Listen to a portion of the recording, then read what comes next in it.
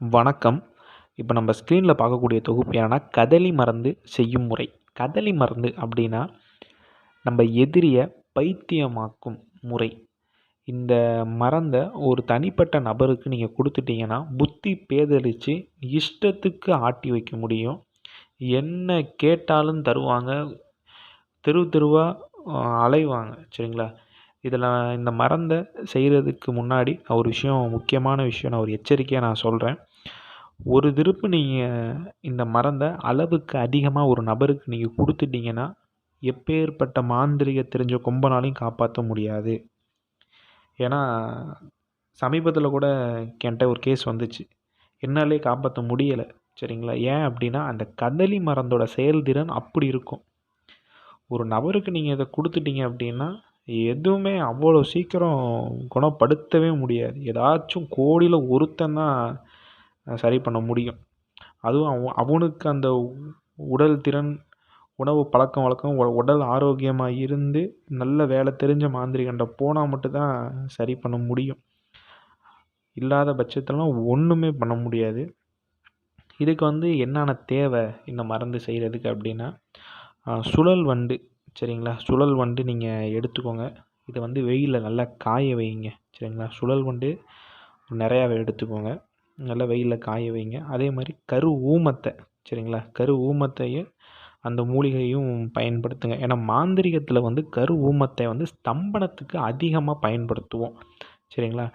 ஏன் நம்ம இந்த மருந்தோட இதை நம்ம சேர்க்குறோம்னா இந்த மருந்தை ஒருத்தருக்கு நம்ம கொடுக்கும்போது அவங்க புத்தி ஸ்தம்பனம் ஆகும்.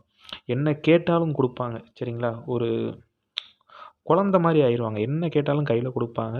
நம்ம காரியம் முடிஞ்சிடும். அவங்க அதுக்கப்புறம் காப்பாற்ற முடியாது. அவங்க எப்படியோ போயிடுவாங்க. சரிங்களா? அதுக்கப்புறம் என்ன பண்ணணும்னா காட்டு அட்டை.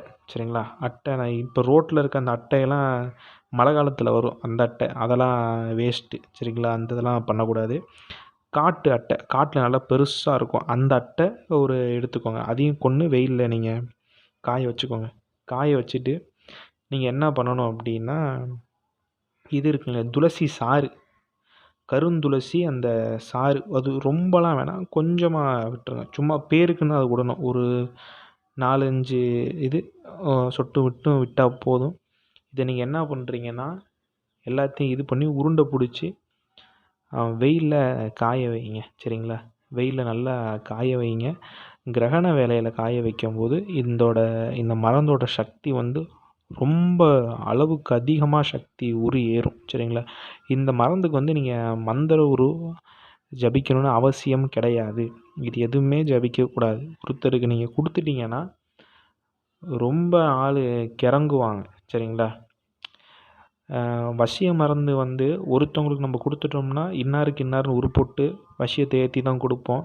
ஆனால் இந்த கதலி மருந்து நீங்கள் ஒருத்தவங்களுக்கு நீங்கள் கொடுத்துட்டீங்கன்னா இந்த உலகத்தில் யார் என்ன சொன்னாலும் கேட்பாங்க. இங்கே வானா வருவாங்க, போனால் போவாங்க, இவ்வளோ பணம் கொடுனா கொடுப்பாங்க, இந்த சொத்து பத்திரத்தில் சைன் போடுனா சைன் போட்டு அப்படியே கிளம்பி போவாங்க. சரிங்களா? இது ரொம்ப ஆபத்தான முறை இந்த இது. சரிங்களா? இதை நீங்கள் எதிரியால் பாதிக்கப்பட்டவங்க மட்டும் இந்த முறையை நீங்கள் பண்ணி கொடுங்க. ஆனால் நான் மீண்டும் மீண்டும் நான் சொல்கிறேன், இந்த மருந்தை நீங்கள் ஒரு திருப்புக்கு 4-5 திருப்பு யோசிச்சுட்டு கொடுங்க. சரிங்களா? இன்னும் இதுக்கு சக்தி ஏற்றணும் அப்படின்னா அந்த துளசி சாறுக்கு பதிலாக கருமுறை ஐங்கோல தைலம். சரிங்களா? ஐங்கோல தைலத்தை கொஞ்சம் விட்டு உருண்டை பிடிங்க. சரிங்களா? இது இன்னும் பவராக இருக்கும். சரிங்களா? அதே ஸ்ட்ராங்கு தான் இந்த. ஏன்னா நம்ம இந்த மருந்தை செய்கிறது இந்த கருமுறை இதில் தான் செஞ்சு வச்சுருப்போம் எப்போதும்.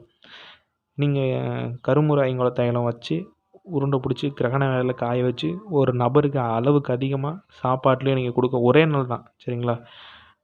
சாப்பிட்டாங்கன்னா மறுநாளே ஆள் புத்தி பேதலிச்சிடும். எப்பேற்பட்ட கொம்பனாலையும் காப்பாற்ற முடியாது. புத்தி பேதலிச்சிடும். நீங்கள் என்ன கேட்டாலும் கையில் அப்படியே தட்டாமல் கொடுப்பாங்க. சரிங்களா?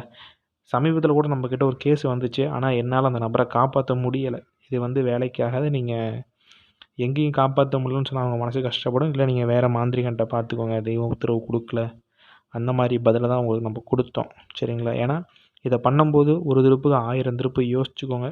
ஏன்னா இந்த மாதிரி முறைகள் அதிகப்படியான கர்ம பலனையும் உங்களுக்கு கொடுக்கும். சரிங்களா? மீண்டும் அடுத்த காணொலியில் சந்திப்போம். நன்றி. இந்த மாதிரி மாந்திரீக விஷயங்கள் தெரிஞ்சுக்கொள்ள நம்ம அகோர பைரவி மாந்திரிகம் யூடியூப் சேனலை சப்ஸ்கிரைப் பண்ணுங்கள். நன்றி.